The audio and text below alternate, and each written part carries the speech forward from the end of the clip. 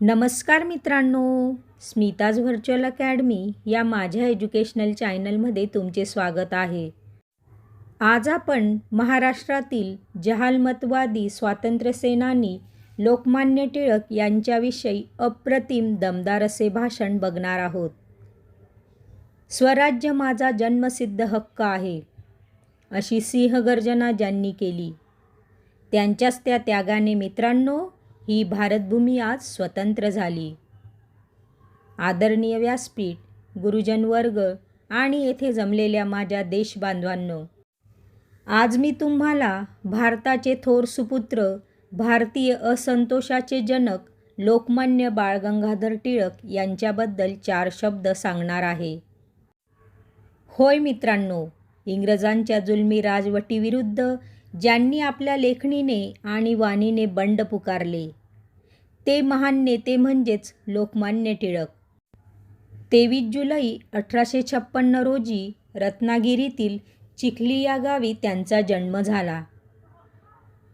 त्यांचे मूळ नाव केशव होते, पण ते बाळ या नावानेच ओळखले जाऊ लागले. टिळक हे अत्यंत बुद्धिमान आणि करारी स्वभावाचे होते. अन्यायाविरुद्ध लढणे हा त्यांचा पिंड होता. त्यांनी गोपाळ गणेश आगरकरांच्या सोबतीने केसरी आणि मराठा ही वृत्तपत्रे सुरू केली. भेदभाव विसरून साऱ्यांनी एकत्र यावे, देशप्रेमाचे वादळ या मातीत घडावे, म्हणूनच सुरू केले त्यांनी गणेशोत्सव नि शिवजयंती, जेणेकरून या देशाला मिळेल क्रांतीची नवी गती.